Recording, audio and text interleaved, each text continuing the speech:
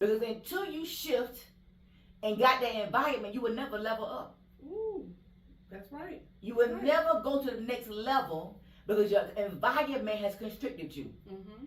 It's confined you. Right. It's put limits on you. Right. It put barricades on you. Mm-hmm. So I want you to think about your environment. Mm-hmm. Ladies, evaluate your life right now. Mm-hmm. Evaluate your relationships. Yes. Evaluate your surroundings, your environment. Because your environment must be conducive to your growth. Ooh, yes.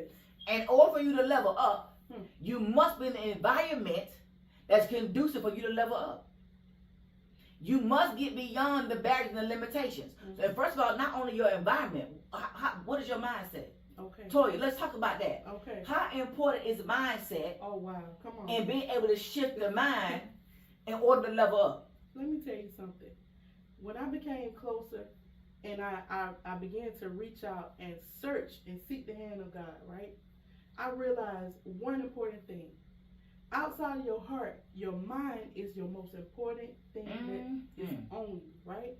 Your mind, your mental state. Your mental state can take you so far, right? Right. So if I wake up every day and say, you know what, I'm not going to make it today. I'm not going to make it today. And I continue to speak negativity over my life, guess what? I'm not going to make it. Right? You'll make it. But if I change that and I say, you know what, I am the head and not the tail. I'm above and not beneath. Guess what? God has given me so much. He has enlarged my territory. Amen. Right? And I will continue to think on that and ponder on that. And I'll begin to see that. And you know what? A lot of people don't like to say this, but I'm going to say it like this. I'll manifest it. Yeah. You know why? Because God has given me the power to see myself as he sees me. That's right. Back again, she said God has given her the power to see herself how he sees her. That's right. How do you see yourself? That's right. How do you see yourself? She talked about something else profound. The thing that you speak. Mm-hmm. What you speak is prophetic. Oh, yes. Everything that you speak out your mouth is prophetic concerning you. Oh, yeah. Oh, The yeah. Bible tells us life and death is in the power of the tongue. Mm-hmm. He who loves it shall eat the fruit thereof. That's right. So what fruit are you producing Come on. off your words that you're speaking? Mm-hmm. So in order for you to shift and level up, Mm-hmm. your mindset has to shift. Right. To say your mindset is your greatest asset. Mm-hmm. Your mindset is your greatest asset. Why do we think the enemy attacks the mind? Because he already knows. Right? There lies the power. He So already if knows. you don't believe Mhm. that your mind is the greatest asset, Mm-hmm. ponder over your life. Mhm. What do you attack the most? Mhm. Your soul. That's right. Your soul. Right. Your mind. Mm-hmm. Your will. Mm-hmm. Your emotions. Yes. Your intellect. Your Yes. affections. That's your soul. That's your soul. He affects your heart and your soul. Mm-hmm. Yes. So I want you to be careful, ladies. Mm-hmm. In order for you to level up, how do you see yourself? Right. When you get up in the morning, Mhm. when you face you in the mirror, what are you saying about you? Mm-hmm. What are you saying about you? Are you saying you're not enough? Right. Are you saying you're not valuable? Mm-hmm. Are you saying you don't have enough? Right. You don't know enough? You're not pretty enough? What are you saying about you? Because until you realize that your environment Mm-hmm. does not dictate your destiny, Come on. Yes. your environment does not dictate your purpose, nor your identity. Mm-hmm. You must be secure in who you are, Yes. regardless of your environment, Oh. Yes. regardless of your current position, because you will not always be where you are. Mm-hmm. Because when you make the decision to shift your mind, everything around you has to shift. It has to shift. It has to move. It gotta move. Mm-hmm. So you gotta make the decision. Are you tired of being where you are? Right. If you're tired, because when you become tired of being where you are, you make necessary changes. Right. So what changes are you willing to make in this season of your life to level up to become the woman that God has called you to be? Mm-hmm. Now, I don't mean take 5 steps. I mean take 1 step. Mm-hmm. All you need is 1 step. One. That's true. I don't need you to take 5 steps. Mm-hmm. Take the first step. Mm-hmm. When you take the first step, guess what? God give you the power, Yes. the strength, Yes. the wisdom, the capability to take the second step. Mm-hmm.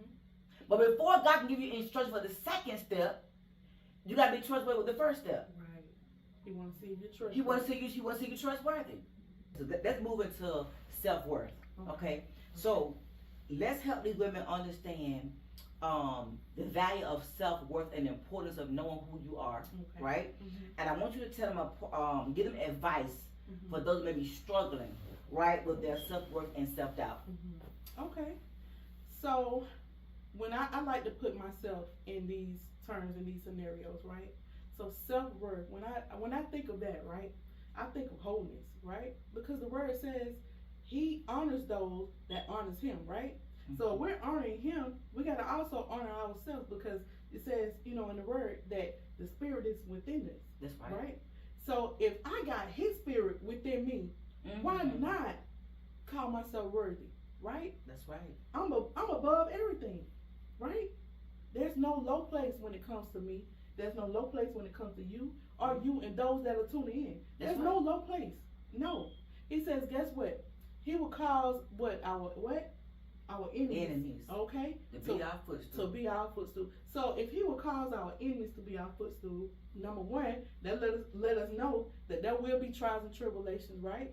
That he will also get us through, right? So if he will get us through, we got to be worthy, right? That's right. We got to be worthy. So if he calls our enemies to be our footstool, we're stepping up higher, right? Right. We're elevating higher. We're being overcomers, right? So when I think of that, if I'm worthy of anything and I'm also called an overcomer, I'm a champion. That's right. I'm a champion. You're a champion, right? That's Aren't right. you a champion? If I'm worthy of anything, I am a champion. I am triumphant. Like I am. Let me tell you something. What we used to say. I'm a bag of chips and I'm all that. Okay? And so are you. And that's the mindset that we have to have. Our standards, our morals. How not even looking at your grandmother and your great grandmother, how they live, but it's how we see ourselves. It all goes back to the mindset. Coming from a place where I didn't see myself worthy, right? Coming from a place where I was belittled and, verbally abused. I didn't feel like I was worthy. But once I got into my word, that's why I said that word comes alive. Yes. I mean, you could read one chapter one day, and go back several weeks later or months later and read it again, and guess what? It'll be a new revelation. That's right. So even reading within the word, knowing that you're worthy, right? It teaches you day by day, I'm worthy. That's my perception. If his spirit is in me, I gotta be worthy. I gotta be something. I know I'm a champion because I'm an overcomer. That's right. So you are an overcomer. You are a champion. You are a winner. Yes. God said you are enough just the way you are. Just the way you are. Stop allowing the world to dictate to you and tell you who you're not. Yes. I need for you ladies to understand that God said you're royalty. Oh, yes. Royalty does not live any type of way. You must show yourself to be worthy. You must carry yourself as you're worthy. Your standards must show that you're worthy. Yes. I don't care where you are in life. I don't care what you have experienced, what you are facing right now. You must know with a conviction that you are worthy of love. You are worthy of respect. You're worthy of honor. Yes. You're worthy to be treated as the princess, as the queen that you are. Yes. But until you see yourself as worthy, you like any and everybody to walk over you. Yes. You like any and everybody to look down on you. Right. You like any and everybody to demean you. Until you understand your worth and your value, you allow people to destroy you. Yes. But let me tell you something. God has already paid the price for you. Yes, he has. Jesus Christ loved you so much that he gave his life for you. Yes.